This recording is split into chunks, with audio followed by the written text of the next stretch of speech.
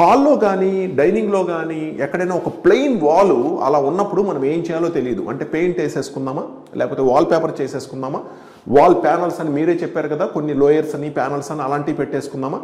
మరి ఖర్చు ఎక్కువ అవుతుందేమో, పెద్ద వాల్ అంత ప్లాన్ చేయాలంటే లుక్ బాగుండొచ్చు బాగోపోవచ్చు, అక్కడ అది సూట్ అవుతుందో లేదో, ఇలా చాలా సమస్యలు ఉంటాయి. మరి ఇలా బెస్ట్గా ఉండాలంటే కొత్తగా ఏదైనా తెలుసుకోవాలి కదా. మరి ఇవన్నీ ఓల్డ్ అయిపోయినాయి కదా, అందుకని ఇప్పుడు నేను చెప్పేది మీకు చాలా హెల్ప్ అవుతుంది. ఫ్రెండ్స్, సొల్యూషన్ ఏంటంటే ఇక్కడ మీరు బీడింగ్స్ చూస్తున్నారు కదా, charcoal and WPC embossed beadings. ఈ బీడింగ్స్ రకరకాల సైజెస్లో రకరకాల డిజైన్స్లో మీకు మార్కెట్లో అవైలబుల్ ఉంటాయి. అండ్ మా దగ్గర అయితే కనుక చార్కోల్ అండ్ డబ్ల్యూపీసీలో ఉంటాయి. అండ్ ఈ బీడింగ్స్ వుడ్లో కూడా అవైలబుల్ ఉంటాయి. కానీ వుడ్ ఎందుకు సజెస్ట్ చేయనంటే చెదపట్టే అవకాశం ఉంది, అవి రఫ్గా ఉంటాయి ఫినిషింగ్, దాన్ని మళ్ళీ స్మూత్ చేయడానికి ఇంకా మీరు వర్క్ పెరుగుతుంది. అందువల్ల వుడ్ నేను సజెస్ట్ చేయను, డైరెక్ట్గా వాల్ ఫిక్స్ చేస్తాం కాబట్టి.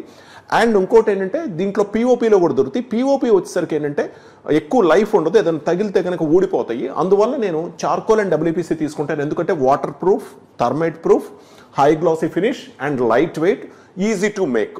ఒక్కొక్క బీడింగ్ యావరేజ్గా మీకు 500 రూపీస్ యావరేజ్గా ఉంటుంది. సో 8 ఫీట్ లెంత్ వస్తుంది. సో వీటిని యూస్ చేసి మనం ఎంత పెద్ద వాల్నైనా ఒక మంచి డిజైన్ తీసుకొని ఆన్లైన్లో చెక్ చేయొచ్చు, లేదా మేము ఇంటీరియర్ చేసేటట్లయితే కనుక డెఫినెట్గా మేమే డిజైన్ ఫామ్ చేస్తాం.